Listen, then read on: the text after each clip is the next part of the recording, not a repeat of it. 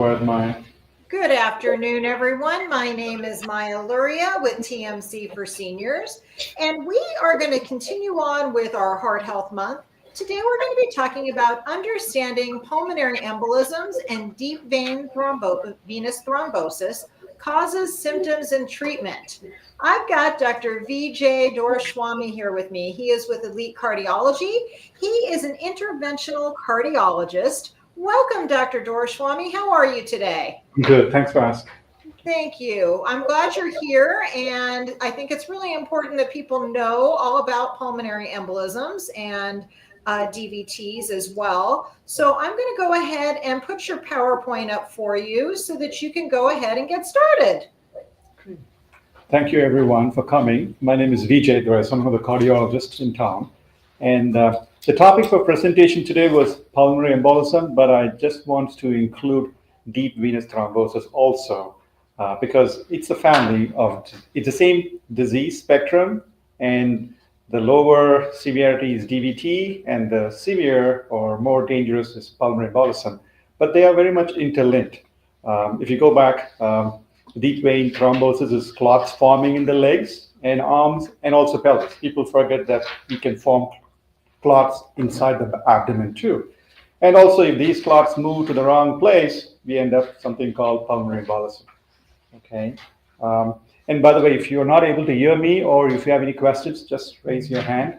And also, if I'm too fast, just raise both your hands. So, why do I have to worry about pulmonary embolism and DVT?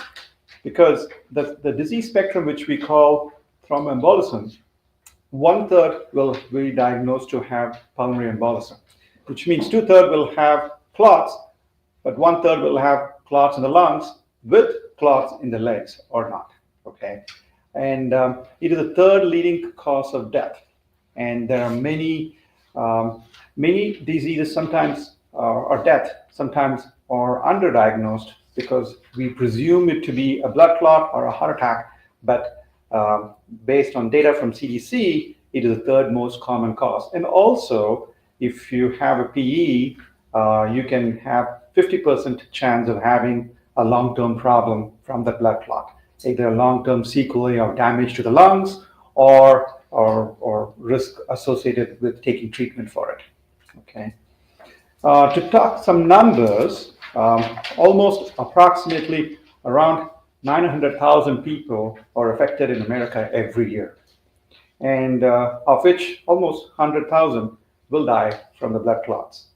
With regard to ethnicity, African Americans are more prone than the Caucasians, and then comes the Asians. To make it very simple, every 1 in 2 in 1,000 will get a blood clot, and 1 in every 6 seconds dies from a blood clot, to make it very easy to understand those numbers. And we got to the monetary stuff. It does cost almost $10 billion just to treat the blood clots. And if we have to go and talk about each patient, the amount spent is almost close to 50 to 20 grand.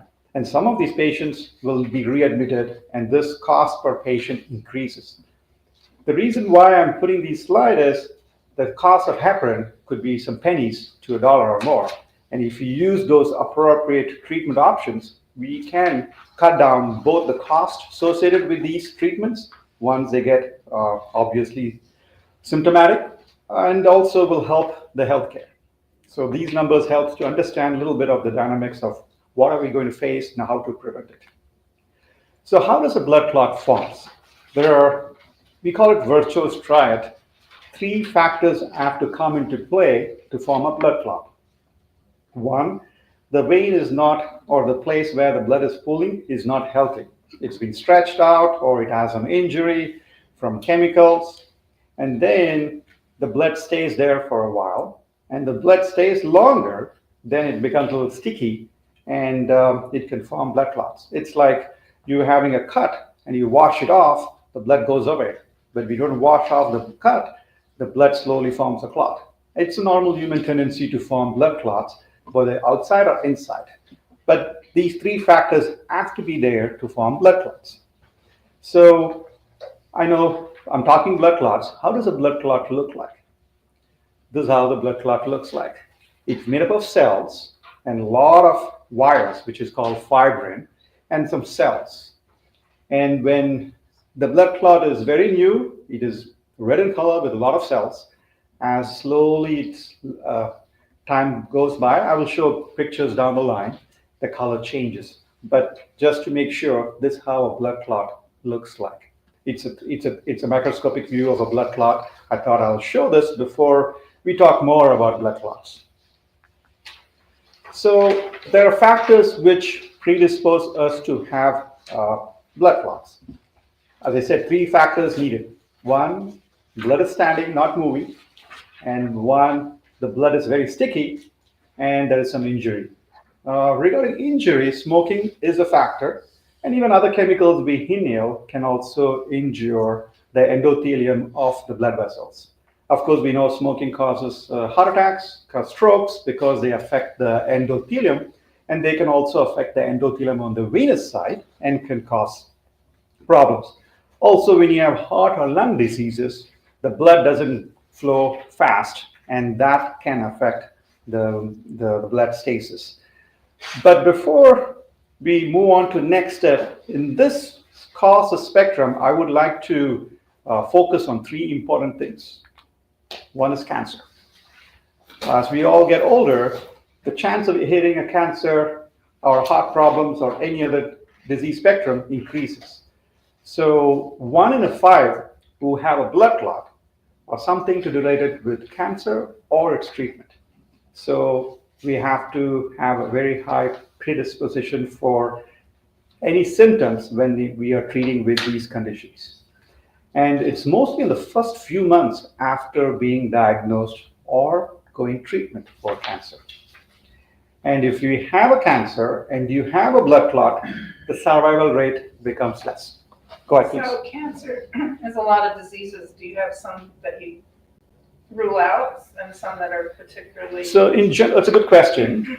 In general, all the cancers make the blood thick. That's what we are mostly worried about. But mostly the blood cancers are more prone, and the lung and the abdomen cancers.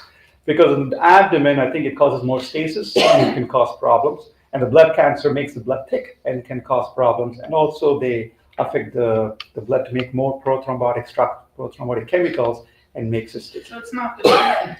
It's not the treatment. It's the disease itself. The disease itself, and when you treat, you kill those cells, and those also can secrete chemicals and can make a lot of coagulopathic pathways are more active. And that's why when you treat both ways, we want to make sure they are treated for prophylaxis for those conditions when they are being treated. Is it more common in blood cancers like lymphomas? I mean, it's very difficult for me to tell which one, but of course, blood cancers increase the chance of blood clots. Okay. And if that's the case, I was in a motor vehicle accident last year and they found pulmonary emboli in my right lung. And they started me on heparin, TMC, and they said instead of 6 months, we're going to keep you on it for life. I have acute something lymphoma. Okay. It's not treatable. We will be talking about the duration of therapy as the good. slides come in. But of course, when you have an accident, you're immobilized, and that puts you at risk for blood clots. Gotcha. Any questions? Okay. So the next comes is healthcare-associated blood clots. 1/3 of the clots each year we diagnose are somehow related to hospitalizations. So you would have been in a hospital for pneumonia 3 months back, and 2 months later, you go to the hospital and say, hey, I'm having difficulty in breathing, and they find blood clots. It could be associated with the infection, which made you not move, or it could be associated with a hospitalization where you did not move. So, and also every time they get a IV line, IV access, they are damaging the endothelium, which also makes the body form clot factors. Okay. And the blood clots in general is the preventable, the most number one, or I would use the word number one cause for preventable hospital deaths. Preventable. The other causes are there, but this is the preventable cause. And if someone is getting admitted in the hospital, it's the 5th leading cause after any surgeries. And especially after hip or knee joints, where you cause inflammation around the veins and hip, the legs, it's a third frequent cause for admission. And that's why the constantly research is going on to decide which treatment options the best. Sometimes they say aspirin, sometimes they say rivaroxaban or other DOAC or warfarin. It's a constant changing concept of how to prevent blood clots after these surgeries. And if you take treatment for this, you can prevent these things. But the problem is half of the patients admitted in the hospital are not getting certain real measures to prevent blood clots. I mean, it's not we are avoiding it. Sometimes some factors comes into play, like you're bleeding in the stomach, or you're having other reactions, or they didn't get absorbed. So bottom line, if we try to use the best methods, then we can avoid blood clots if you're hospitalized. And the other thing is pregnancy. Women in general during pregnancy are 5 times more likely to have blood clots during childbirth, and it also extends up to 3 months after, because the body is constantly changing, and also the blood circulation is changing, and during delivery changes happen, after delivery changes happen. So it does increase 5 times chance of having a blood clot, and it's the most common cause of death among pregnancy related in US. So we talked about all the causes, how is it caused, but what do we have to find for ourselves to know whether we have those symptoms? So deep venous thrombosis, which we call the blood clots, I put it in a short form. Mostly it forms in the legs. It also forms in the hands and sometimes in the pelvis, but most of the times in the extremities. When you have those clots in the extremities, you have pain because the blood is not getting out. It causes congestion, and you can have pain from stretching. You feel sometimes as cramps, and when the blood is not getting out, the blood pools. You have skin discoloration, and when the skin is discolorated, you can have excoriations when the blood clot stays longer.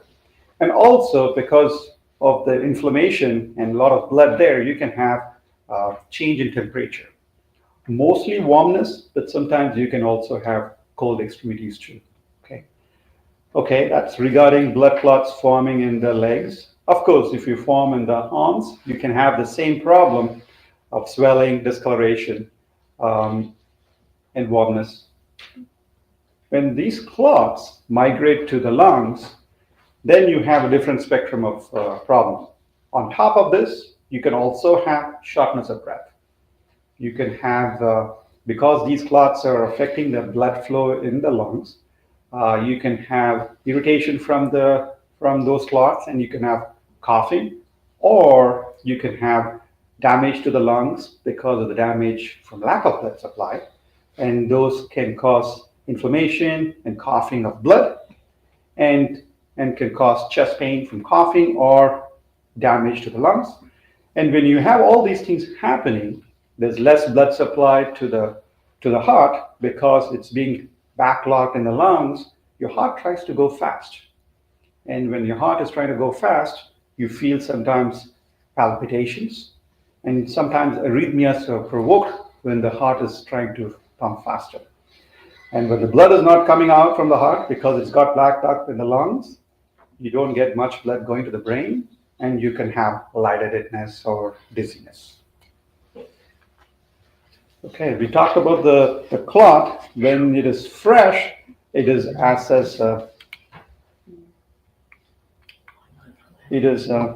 almost like a very dark color. We call it fresh blood clot. As the RBCs slowly get dissolved or slowly get metabolized, it changes color to a little bit of mixture color. You see a little bit of a more white, that's fibrotic. And if it stays more than 6 weeks, it becomes a lot of white stuff, which is all fibrous. So when you go back to see this slide, you see the red color makes red, purple, whichever is that RBCs, they make it. But as these cells die, more of white color comes in, we have more of a whitish color.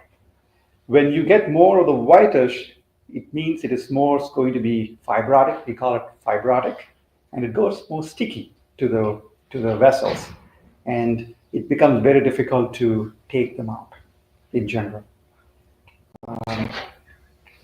But the body do have mechanisms to treat. Even if you have, I've seen in my experience that even if you have clots lasting for more than symptoms, I use the word, for more than a couple of months, we do a CT scan, we see those clots, we put them on treatment. In 6 months, some of them are gone. And that's because the body does have mechanisms to dissolve. The question finally one will ask is, why are we forming clots? Even though we have all these risks is there for us. I mean, we don't move much, but the genetic factors also comes into play sometimes, especially when you have cancer. The chemicals are changed, you form more clots, and some of the young people, 1 in 8 in America has genetic factors that can predispose for blood clots. And most of the time, these clots are washed away. Somehow, in some people, it gets more sticky, and these small clots combine together, and that's where the propagation starts. And if you have a clot in the lower extremities, very low, close to the foot, we call it low risk. I'll talk about why are we labeling them as low risk, moderate risk, or high risk. And you form clots close to the knee or above. The size of a clot is a little bit bigger and can cause a little bit of a more of a problem. But still, we can work without alarming the red bell. Then, if you have more clots close to the hip or more, where the clot venous size is bigger, the clots are bigger, they can cause more obstruction, so they come under high risk. This is regarding the clots in the legs. Also, if you have PE, which is a pulmonary embolism, we call it low risk if the chance of dying is less than 2%, and in 90 days. If we have a chance of death within 90 days, it's 15%, we call it moderate risk. And if it's more than 50%, those are the patients are considered high risk, and we have to be really more aggressive in treating them. So what is high risk patients? If you have a blood clot, if it is high risk, meaning larger size, there are certain factors comes into play which the larger size blood clots can compromise. They can block the blood flow in the heart. They can also block the blood flow and oxygenation in the lungs, and thereby they can reduce the blood pressure. When the blood pressure grows less than 90, or when someone who's living in a blood pressure of 140s and becomes 100, then we have a problem that is causing flow impairment. And those patients, we call it high risk. And it adds to almost 3 to 5% of the total patients coming in with acute blood clot. And those patients, the risk of dying within 90 days is 58%. With treatment. Without treatment. So the reason why we need this data is then only we can start the treatment. If patients are identified earlier, then with treatment we can mitigate this problem. Okay. And the other question is, 25% of the patients coming with acute PE don't even make it through. We call there are sudden death because it's currently gone. And that's why PE is very much underdiagnosed, because, I mean, being a cardiologist, you can say if someone has a heart attack, 40% of the patients who had heart attack in the front of the heart, the widowmaker, will not make it outside their home. So we don't do postmortem on all patients, so we don't know the real data. The same thing for PE, some of them having a sudden death, we'll just say, we'll accept it and we want to see it because of a lot of religious reasons. But of course, heart attack in the front of the heart and acute PEs, people can have sudden death. Okay. So how do we treat these patients with PE or blood clots? We use multiple scores. I don't want to confuse you with these things. These are mostly for clinicians to use. We call PESI score, modified PESI score. We have multiple scores are there. But what I mean to use, why do I want to use this score, because very difficult sometimes to do all patients coming with questionable PE doing a CT scan. It's not cost effective. 2, you're putting them to unwanted testing. And then 3, you don't want to admit all your patients in the hospital, because then being a hospital itself increases the chance of having more infections and other things. So we use multiple scores, and PESI score is the most commonly used score. And the details we can ignore, but when you use that, we can put them into low risk, intermediate risk, and high risk. And remember, this is all for PEs, okay? And if the patient's blood pressure is normal, the score is very low, and they don't have any damage noted in the heart, like the troponins or BNP, those patients can be sent home early. And this was an important factor. I'm sure you're all gone through that during COVID times. We didn't want to be in the hospital, and blood clots are more common during COVID times. So in low-risk patients, we give them beta thinners, and they can go home and they can follow up with their primary doctor or a lung doctor or a cardiologist. The intermediate risk and the high risk needs to be addressed, depends upon how severe they are. If there is no major damages, even though the echo might show one thing, but the other things are adding up, tropes are normal, we can still treat them medically, and we can still discharge them early. Whereas when you have the high risk, we have to have a team approach.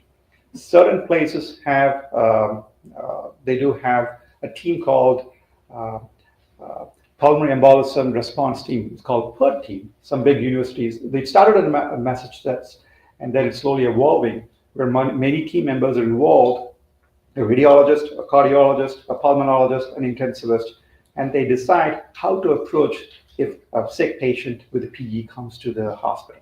So I'm just giving you that there are many modalities of approach. Low risk, we can treat at home see in the ER, send them home, and have a close follow-up as a little bit of a low intensity. But intermediate and high risk, we have to have a little bit of a more team approach. And treating those things, there are many ways of treatment. First, all patients, when they have a blood clot, we have to approach with making the chance of that blood clot propagating. So as soon as we see someone with a blood clot, we start them on a blood thinner. And the blood thinner, most of the time we use initially is heparin. I'm going to show you what are the compounds we use for treating, but initial treatment is when the patient is presenting to the ER or to the hospital. We call it phase 1, and we start them on a blood thinner. And after we start them on a blood thinner, and then we can do other things, which I'll be showing the next few slides. After we treat the blood clots initially, we have to decide how long we're going to keep the blood thinner on. As one of the viewers said, they try to treat it for lifelong, right? Mm-hmm. But then if anyone comes with a motor vehicle accident alone, you can cut down to 6 months, because that is not going to be happening ever. So you're moving around.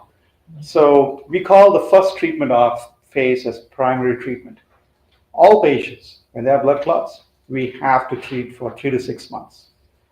After the 6 months, we all have to sit and discuss with the family and the patient and the physician to see, are we going to stop or are we going to continue?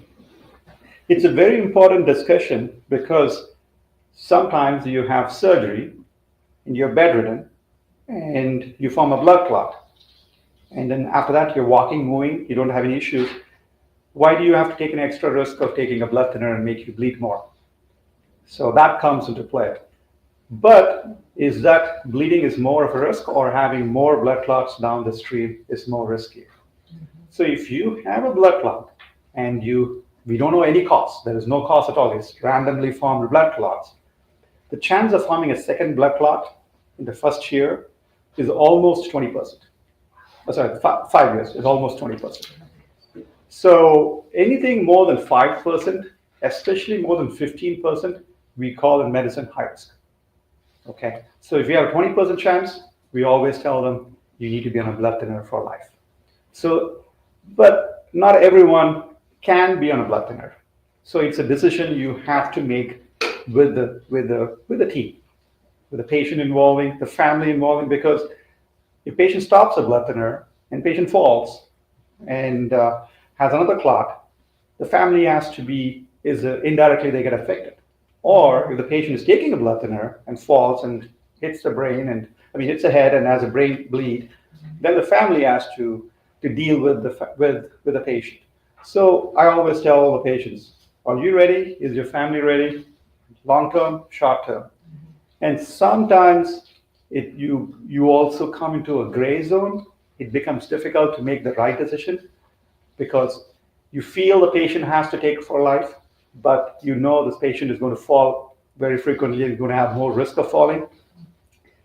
Those are gray zones where the family will help to decide how to proceed.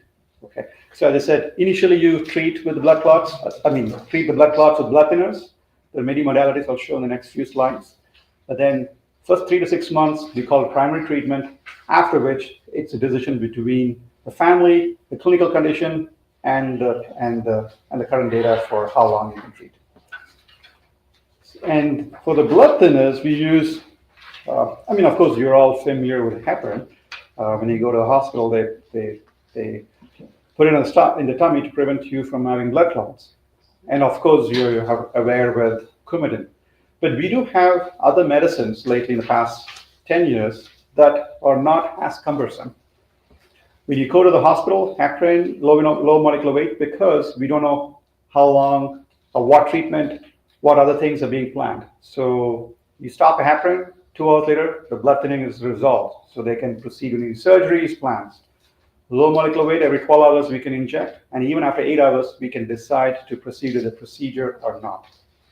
On the other hand, Coumadin or warfarin is taken by mouth, which needs to be closely monitored. Before you have to monitor in the clinic, now you can have home monitoring for blood thinner. And we usually use some value called INR, International Normalized Ratio, which is to keep the blood thin twice, the word two, number 2. And then we usually try to keep a range of 2 to 3. But the other medicines recently available are dabigatran, which is taken twice a day, comes in 2 different doses. The higher dose is used for blood thinners, for blood clots. And the other thing is factor Xa. I'm sure Eliquis, Xarelto, and of course the other 2, fondaparinux is Artery, and then I forgot the edoxaban's commercial name. Valtrex? Yeah. Valtrex? Could be. I'm sorry, I'm not. Okay. We rarely use those medicines, so I don't tell them. Okay.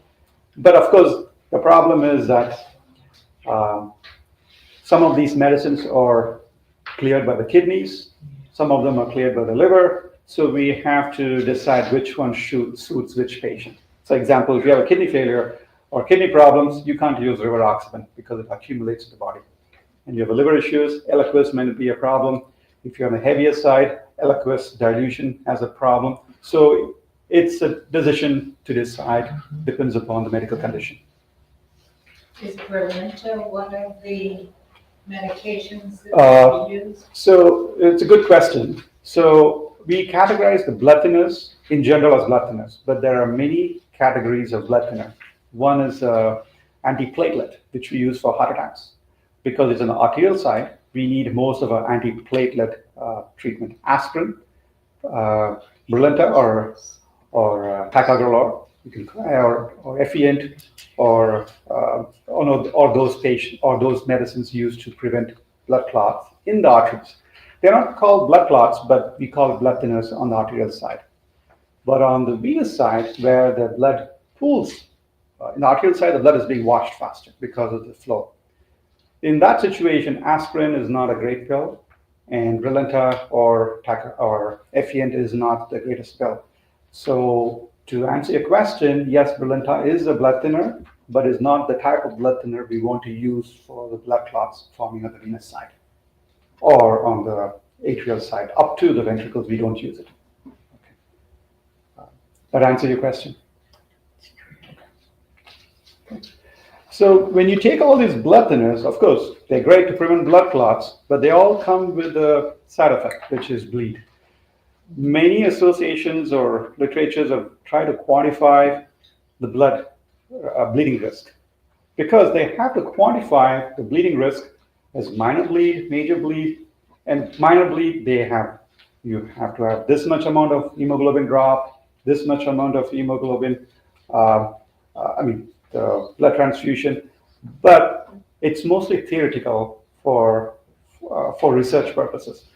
But to call it major bleed, at least 2 pints of blood loss or 2 grams of hemoglobin drop, which will affect the treatment plan.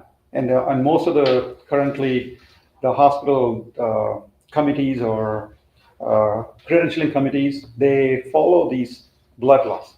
So after surgery, how much transfusions you're getting, after certain things, how much, because they do monitor the blood loss as one of the important statistic numbers for any recognition or approval. So major blood loss you can happen with these blood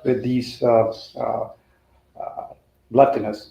Coumadin is more prone for bleeding, and that's why it's VKA means vitamin K antagonist. So don't get confused. VKA means coumadin or warfarin. They have a chance of bleeding of almost 1 to 3% when you take them on a yearly basis. But the advantage of using the other medications, the rivaroxaban or Xarelto, we call it DOAC, oral anticoagulants. But the thing is, they don't have to gauge the dosing based on what you eat. For coumadin and warfarin, you have to have a similar diet, or so that your gut flora doesn't change, and thereby the vitamin K forming in your gut doesn't affect the coumadin. So not to confuse you more, the newer medications have a better bleeding profile. They're 30% less compared to the other medication. But it doesn't mean they don't cause bleeding. Yes, they can cause bleeding. And I've mostly seen with rivaroxaban, Eliquis. Of course, there are categories within the category, but in general, they cause less bleeding than the coumadin and warfarin. Any questions? What about aspirin? The aspirin, as I said, is not a very strong pill. It's mostly on the arterial side than the venous side. And in fact, for the AFib, for example, for AFib, they're trying to get rid of aspirin completely because it doesn't have the school of thought's constantly changing as we get more data. But aspirin in general doesn't really change. Of course, during COVID times, there was a concept where we have to consider at least aspirin if you get a COVID, but that's changed too. That was mostly a thought process multiplied into speaking and everything. But in general, aspirin does not have much of a blood clot reducing function. I have a Watchman device, and they told me I'll have to. I've been on Eliquis and preventive for almost 2 years, and they've told me I'll have to stay with the Watchman. I'll have to stay on aspirin forever. But if it doesn't do much for blood clots, why would that be? So when you say someone has a heart attack, I'm just this outside the spectrum of what we're talking right now. We tell them aspirin for life, even though someone doesn't get stents. It's not because it's just for the heart attack, because someone who has a prone for heart attacks, or also prone for strokes, or also prone for lower extremity problems. So because it's a vascular system, it is going everywhere. So we generalize, but we don't explain to the patients why we are using sometimes. And it becomes a misnomer, and it's a problem by itself. But for your answer, because when you have a stroke, you have risk for other things, then you are entitled to do the aspirin. And also, when they do a Watchman, when they did the research based on the protocols, the lining has to happen, the cells have to form, and sometimes aspirin is included in that treatment protocol. I heard about something called a clot busting. Liz, are you going to get to that? Or? Yes, Okay. you're one slide. One slide ahead. So, of course, in the past 5 years, a lot of things have changed, or I wouldn't use 5 years, even more than that. A lot of things have changed. And, uh, and of course, things change because they find one useful stuff and then they try to extrapolate that information to do more things. To talk about history, before some people formed blood clots, they didn't have anything. They used to give TPA, which caused you to bleed, and people died. And then people said, okay, let's put a catheter into the lungs, and let's even in some of the third world countries, they still do that. They put a catheter all the way into the lungs, and they just squiggle it and try to break it. So what I mean to say is things have evolved, and because what happens when you have a fresh clot, it's like you take a sand which is wet and you shake it, it spreads out. So the advantage is when you spread out, you make the blood go. That's the rudimentary way of explaining it. But now things have changed. So I mean, we can just go in and take it out, the blood clot, or we can suck it out. We call aspiration, or we can go and do some where we, as I said, the rudimentary way of doing it with a catheter. They have devices which does in a more technical way, and also we can put catheters in. We can send some sound beams and slowly break these clots, and also inject chemicals, the localized chemical, the TPA or other fibrinolytics, and thereby we can dissolve those clots slowly. Things have changed a How lot. long has that been going on? It's been going on even before COVID. It's been going on for a while. Before COVID. Even before, yes. I think the ECOS catheters have been there. It's a UK-based company. Then it's been there. I would say close to 10 years, but it takes a while to get research and approval, FDA approval.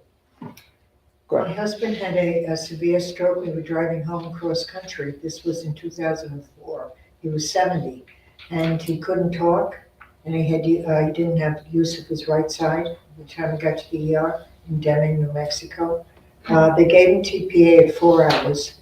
The next morning, he said, "Hi, Maureen," and he was reading the paper. It dissolved the So clot. some of those It was lucky people are there, miraculous. yes. Very lucky people were there. Yeah, because the blood clot, to talk about the TPA or other fibrinolytics, we use tenactipase and other more advanced. Some of them are the older versions lasted longer. They added reactions and everything. Like the one we used before, streptokinase, is an old medicine. People once used, you can't use it again because antibodies form. But things have changed where now you can use 2 infusions or 1 infusion, 30 minutes, you're good. So, but they're very expensive. The one vial is close to $10,000. So, and of course, it depends on whom you talk to too. You know, when you saw, like I always get an example. If you talk to an infectious disease specialist, whether you'll get a knee replacement, he will say no, because they see a lot of knee infections. I'm just giving an analogy. Whereas if you see another knee doctor, yeah, if I get a knee, I'll get another knee. So why I'm trying to use an analogy is that if you see patients who get a lot of bleeds, they don't try to go and use those chemicals constantly. So for strokes, we use the fibrinolytics a lot, but because they see more of a sequelae than of the bleed than a good effect. So it depends on the school thought process, depends on the data they are using, and also depends on the team they have an approach for the blood clots. And more important, whether these tools are available or not. Some hospitals, due to economics, they don't have those tools, so they are limited in their resources. So, but things are changing, and we're getting more data. We are able to do it. For example, during COVID times, when I was doing these procedures, we have an ICU bed completely filled up with all the sick patients on the ventilator. And some of these patients are very sick, and they have to be in the ICU. So we take them directly from the ER to the cath lab. We take those clots out. They go to the floor, and next morning they're home. So things have changed a lot. So Very good. Thank you. does that answer your question? So just some pictures to show what happens. You mean the left side, you see a blood clot in the legs. And you can see the contrast being injected. The flow is not very dynamic. And then after the removal of the blood clot, this is just showing pictures on the legs, but in the lungs, you have a similar picture, but a little bit of a longer view. Okay. Lung view. So after you take out the blood clots, you see the flow, robust flow, and very brisk filling. So you form blood clots, you take them out or not, you put them on a blood thinner or not, but even after successful treatment, you can still have long-term consequences of we call it post-thrombotic syndrome. Okay, you can have lymphedema, you can have chronic venous stasis, ulcers, you can have infections, and multiple things can happen because of the having a blood clot, either treated or not treated. And the reason why we have to know this is because we might, like many hospitals sometimes don't have resources, and they might try to use a conservative approach that helps them during that time, but it doesn't help the patient in the long term. So a lot of things comes into play and in making a decision on who is going to work or what's going to make who's going to make the decision and what's going to work. And for DVTs, of course, you can have post thrombotic syndrome. Of course, you'll have the same symptoms: swelling, discoloration, ulcers. We talked about it. And of course, when all these things happen, you're visiting the doctor frequently, and you're not able to do a salsa dance because you're worried about your legs, ulcers. So a lot of things will happen or change the quality of life. With regard to complications from the lungs, if you have these blood clots, and I showed you the picture where the fresh blood clot or a fibrotic blood clot. So if you didn't treat them on time, some of these fibrotic clots can occlude the lung flow, and they can cause long-term problems. The most important thing is chronic thromboembolic pulmonary hypertension. Acutely, of course, you'll have lung damage or infarction, and you might lose a couple of viable lungs, but the body has a tendency to figure it out by pushing blood in the other places. But the second, the one I talked about, chronic, that's the most problematic, because that when you have an occlusion, the pressure goes up in the proximal area. Before the occlusion, the pressure goes up because it wants to increase the pressure to push the blood through that occlusion. It's like the pipe effect. When you have an occlusion, the pressure builds up. But what happens when that pressure builds up? It translates into pressure in the heart. The right side of the heart has to go through, take this pressure. So it increases the wall thickness, and then increase the pressure, and then because the pressure building up in the heart, you have leg swelling and difficulty in breathing and other things. We don't have to go into details, but my question is, do we have to understand this or we should not? Yes, we should understand these long-term problems coming from it. So what you're describing is that congestive heart failure? It's not fluid, it's blood. I mean, the congestive heart failure is a broader term, like venous thromboembolism is a broader term. Yeah. Congestive heart failure is a broader term. Depends on which side of the heart is affected to call it. Most of the time when we say congestive heart failure, we are referring to the left side of the heart. Okay, but the word congestion, yes. Heart, yes. Failure. Heart is not doing its job, yes. Mm-hmm. But this, we call it right-sided heart failure. It's a little bit of a different. The only way you can treat the chronic the CTEPH is surgery. There's no, and of course there are other techniques where they try to say we can do balloon, laser. They're a little bit more. There's not much data to prove, but surgery is the option, and these surgeries are not performed all around the world. So certain places do it. For us, we send them to San Diego, where they do more. So bottom line, what I mean to say is that long-term consequences are there, both for legs and for the lungs. Any other questions? Do they, when you get a blood clot in your heart, that's when they start putting in the stents? Okay, it's a good question. Blood clots can form wherever there is blood flowing through. 1. 2, we are talking mostly about blood clots forming on the right side of the heart and going to the lungs. The heart attack blood clots can form in the heart, but they mostly form in the arteries which supply the blood supply to the heart.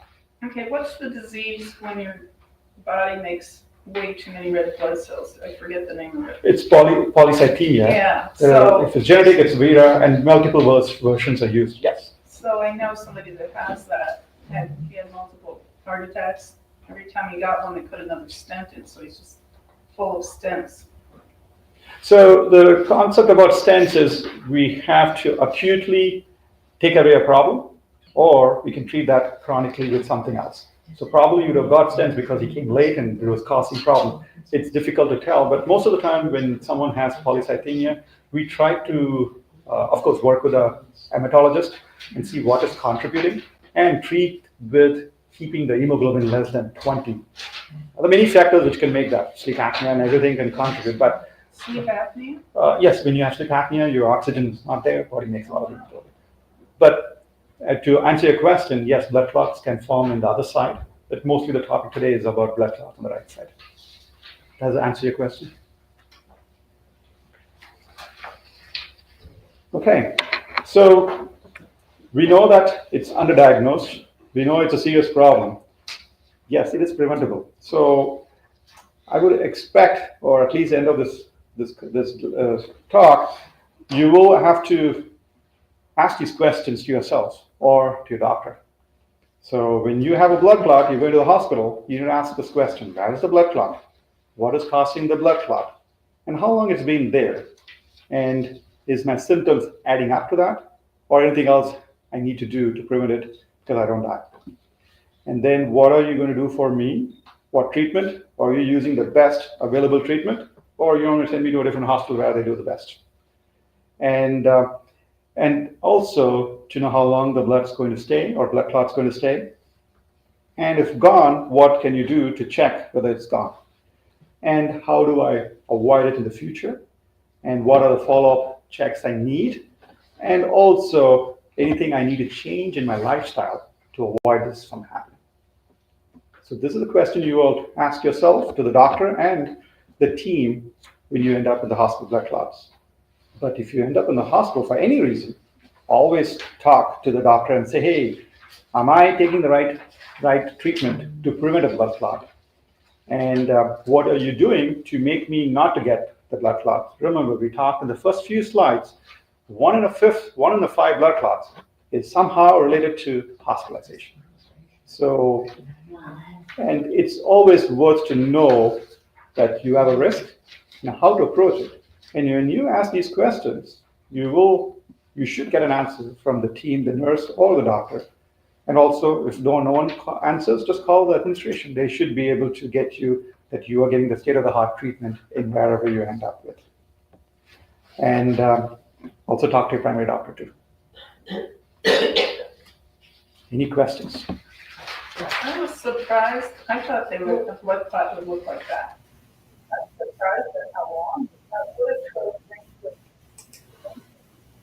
It's a very interesting question. When I see these patients and we take the clot out, the question I ask is, how many clots do you remove?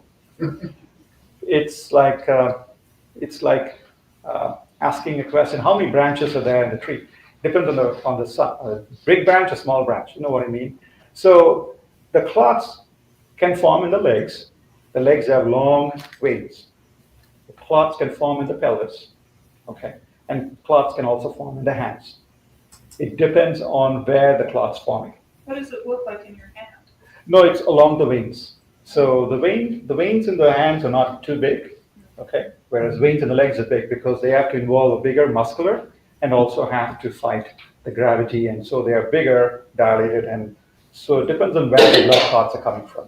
So maybe 6 inches long. How long are these? It can be a lot. Yeah. Depends on where the clots. So other question is, remember one of the slides that said low risk when you have them next to the legs, because the veins are small and the clots are going to be small. When you go up, the clots gets bigger, and as they go bigger to the groin, the vein is this size. Okay. So when you have a vein and then you have all the way clots, so you have a lot of clots. We don't use the word number of clots, we use the word clot burden. How much clots is there?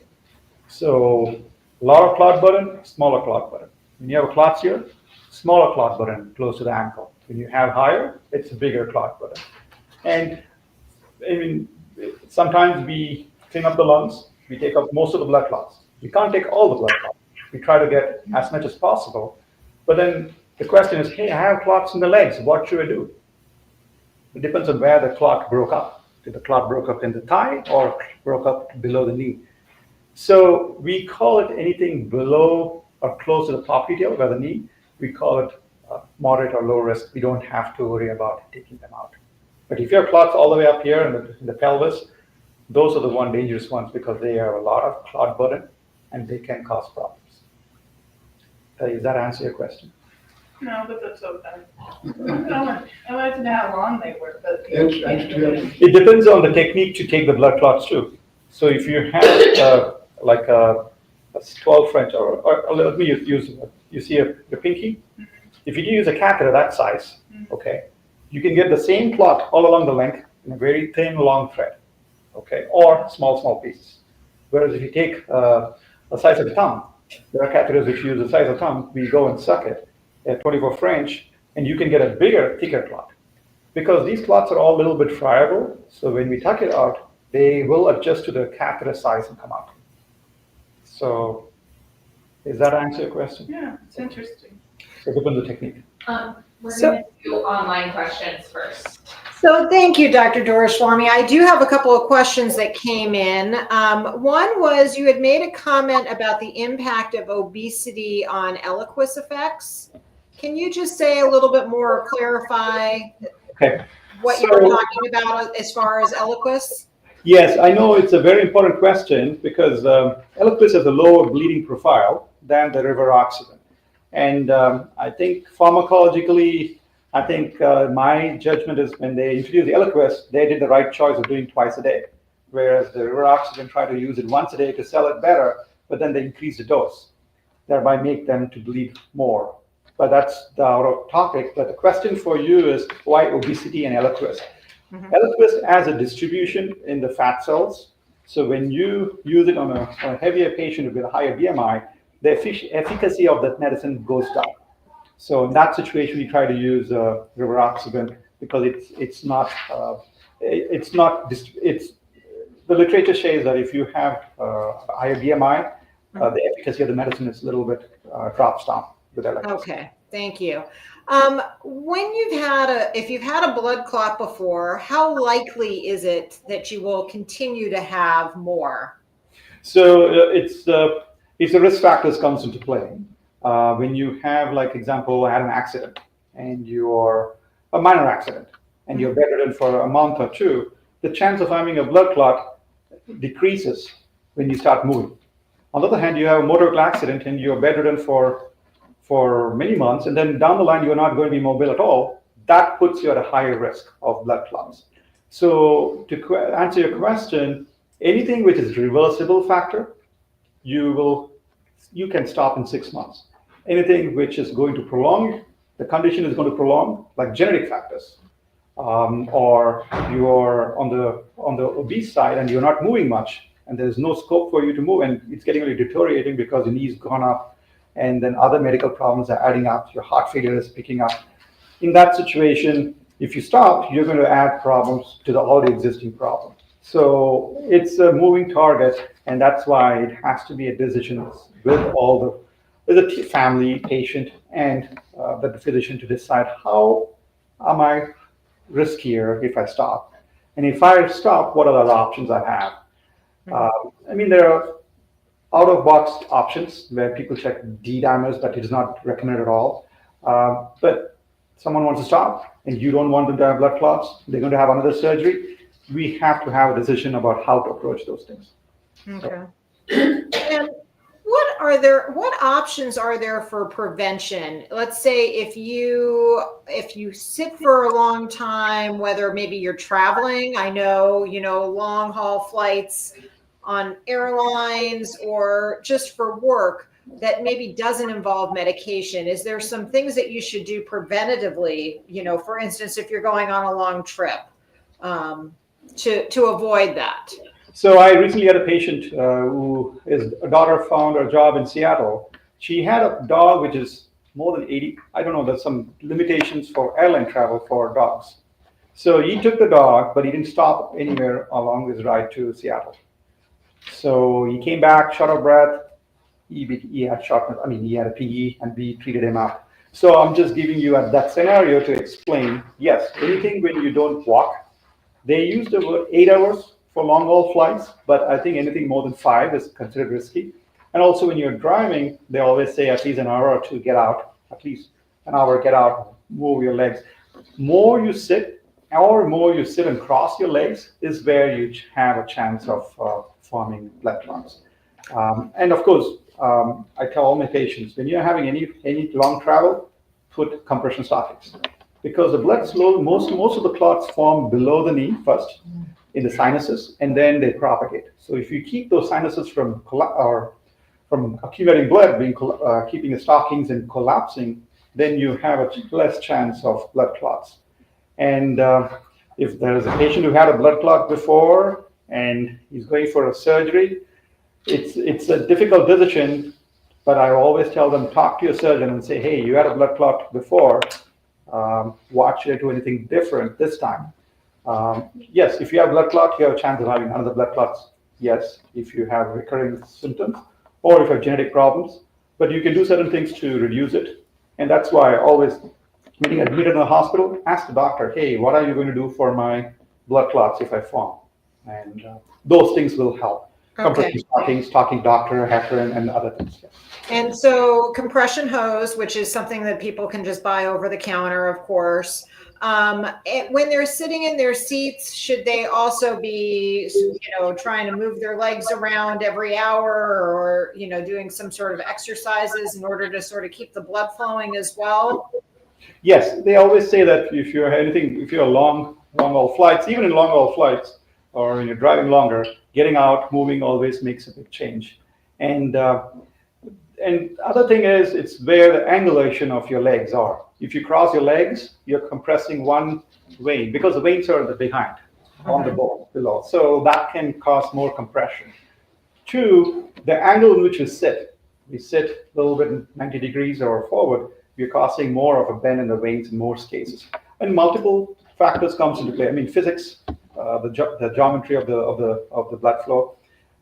Yes, moving, compression stockings, and if you have risk, make sure you check your legs if anything which is alarming. Great.